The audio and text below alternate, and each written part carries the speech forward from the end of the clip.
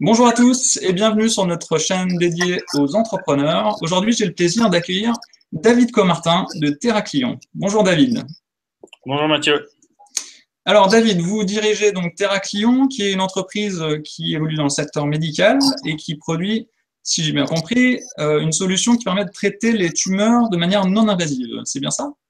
C'est tout à fait ça. Donc Terraclion propose une alternative au traitement thérapeutique qui est la chirurgie pour notamment les tumeurs du sein, mais aussi celles de la thyroïde.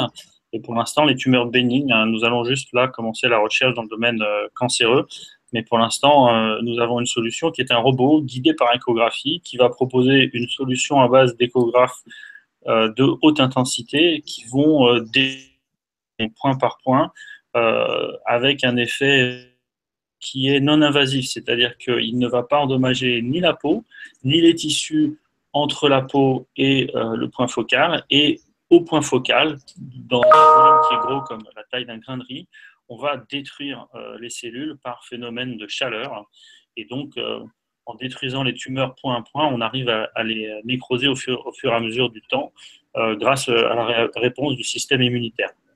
D'accord. Et donc l'effet est d'avoir une bien meilleure précision, j'imagine, dans l'attaque de la tumeur qu'auparavant. C'est ça l'idée derrière la technologie.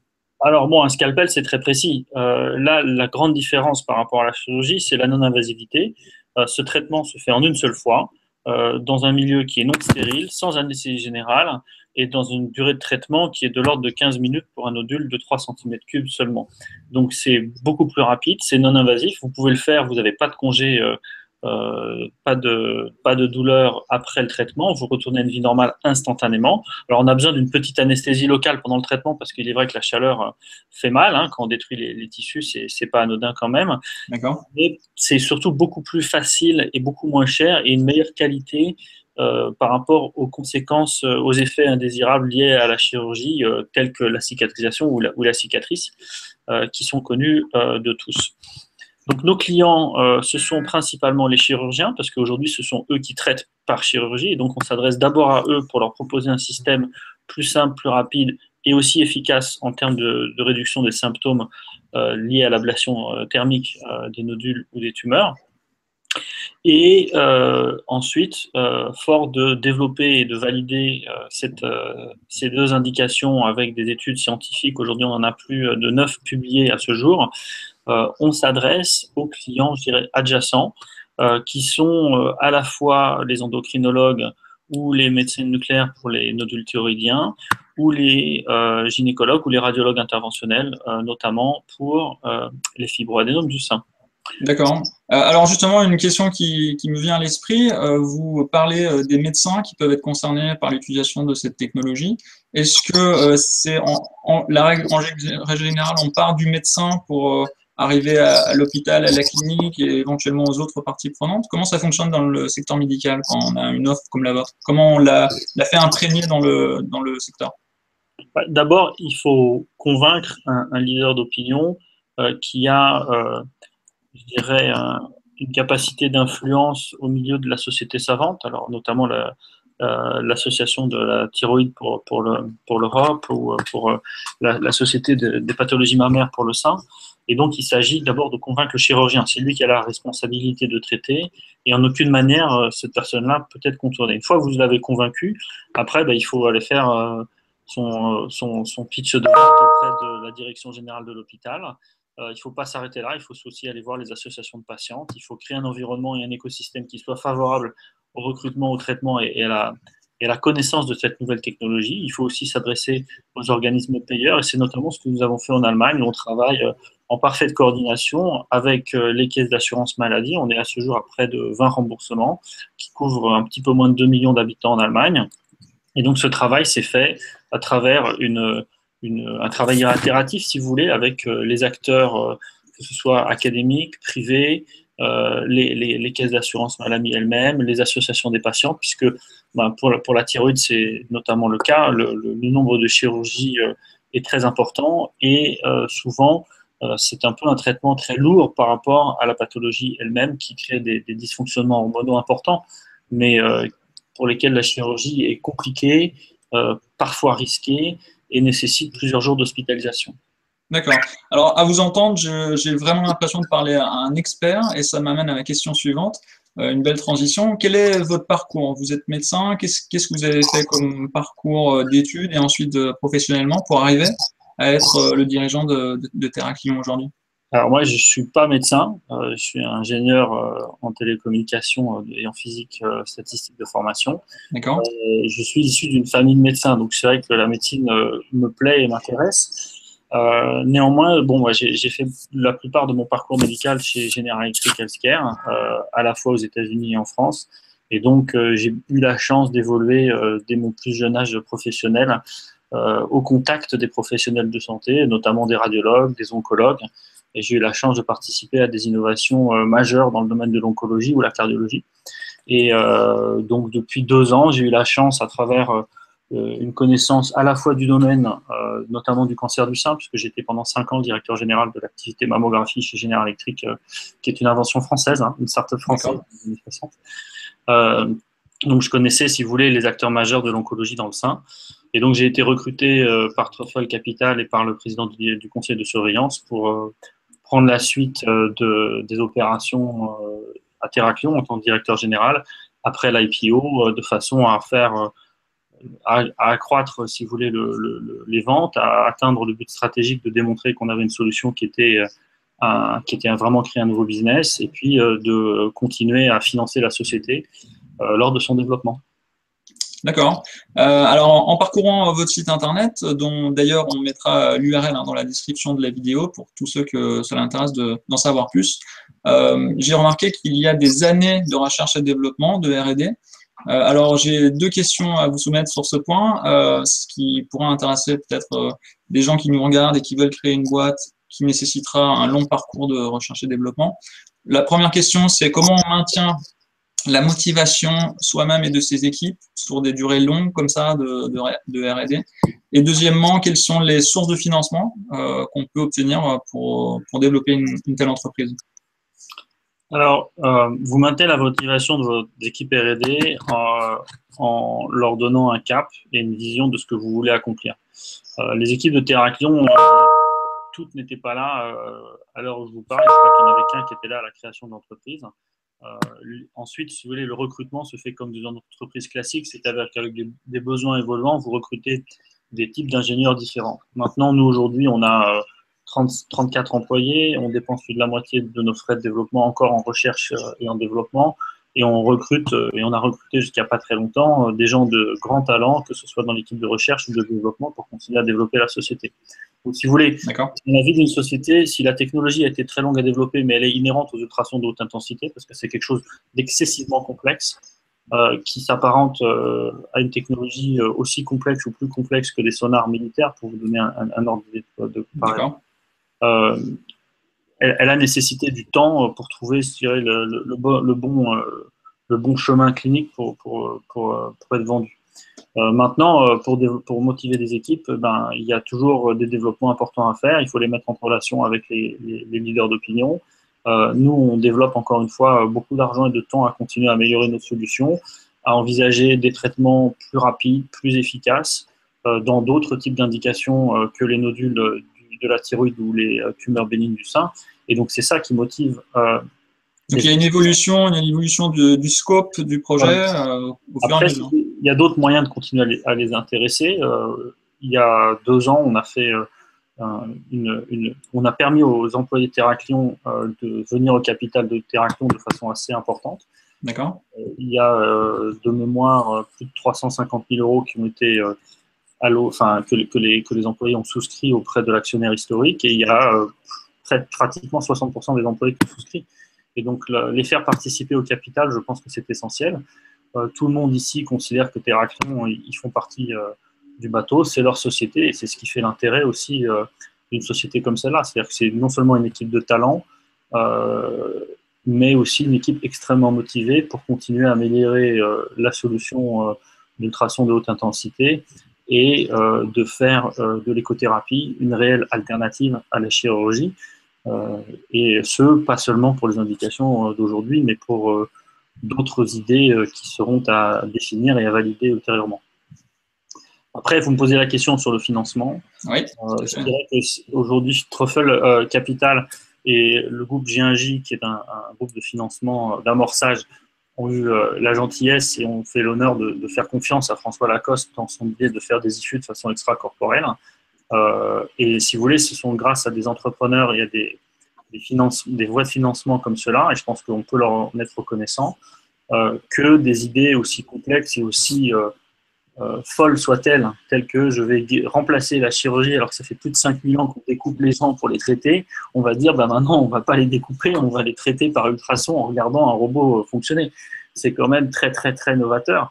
Et ce sont ce genre d'idées, je dirais, disruptives qui sont financées malheureusement par peu de personnes qui prennent le risque, si vous voulez, de vraiment financer la vraie innovation et la vraie disruption.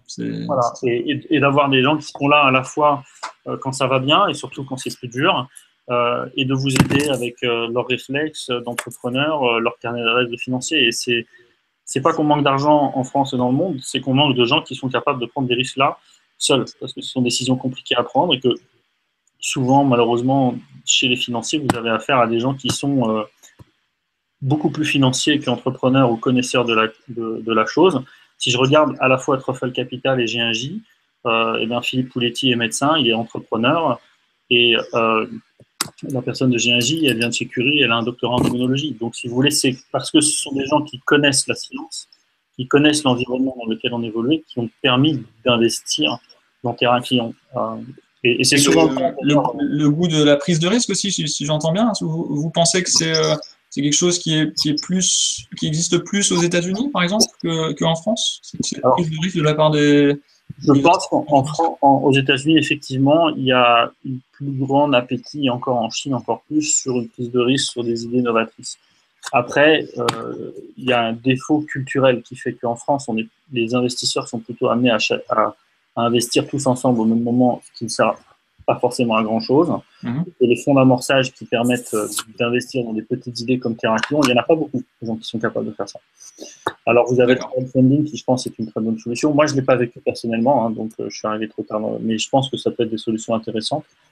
Mais les gros fonds, majoritairement, dépensent de l'argent sur du large cap, mid cap, quelquefois dans le small et très rarement dans le micro cap.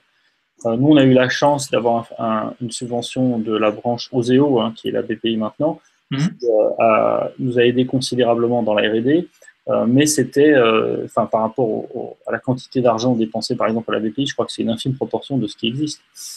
Alors justement, la BPI, c'est quelque chose que j'avais noté également. Est-ce que vous avez des conseils pour ceux qui nous regardent quant à comment approcher la BPI, comment les convaincre, comment en tirer le meilleur, on va dire?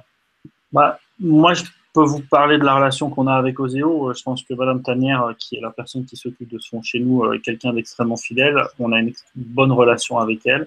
Elle a toujours été là et on délivre, puisque ces subventions ont permis d'améliorer considérablement le traitement des IFU, que ce soit sur le sein, sur la thyroïde, d'aller 5 à 7 fois plus vite que ce qu'on était capable de faire avant. Donc, c'est grâce à ces subventions-là qu'on a permis de développer et d'améliorer la technologie. Après, pour ce qui est des autres bureaux de la BPI, c'est sûr que plus vous allez demander une somme d'argent importante, plus la BPI, c'est quand même finalement un peu comme une autre, c'est-à-dire qu'elle vous demande beaucoup de cahiers des charges, voire même un peu plus.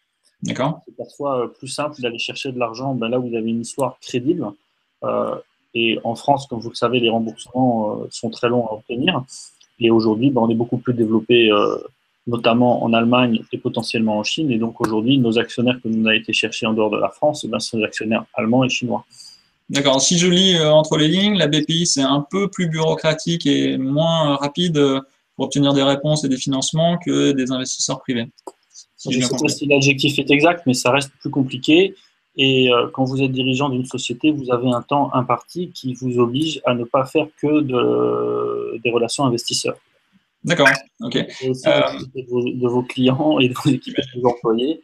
Et donc, voilà, c'est forcément... Moi, j'ai trouvé beaucoup plus utile d'aller chercher de l'argent en Allemagne, parce qu'en Allemagne, on a 10 systèmes vendus, on a plus de 2 millions d'accès pour le remboursement, on a quasiment les 3 quarts de nos études qui ont été faites là-bas. Donc, il y a un écosystème qui est propre à notre indication qui nous permet d'aller chercher Deutsche Bank ou des fonds qui sont spécialisés dans la santé. Et c'est sûr que c'est plus facile que d'aller chercher de l'argent en France, notamment.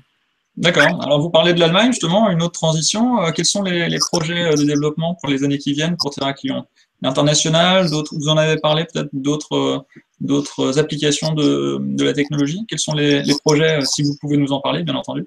Non, tout à fait. Écoutez, quand je suis arrivé, on était 15, maintenant on est 34, et on ne va pas augmenter beaucoup plus considérablement nos dépenses de façon à pouvoir démontrer que sur les marchés sur lesquels on sait vendre, on sait avoir un vrai business qui est conséquent. Et donc, on va rester extrêmement focalisé sur l'Allemagne.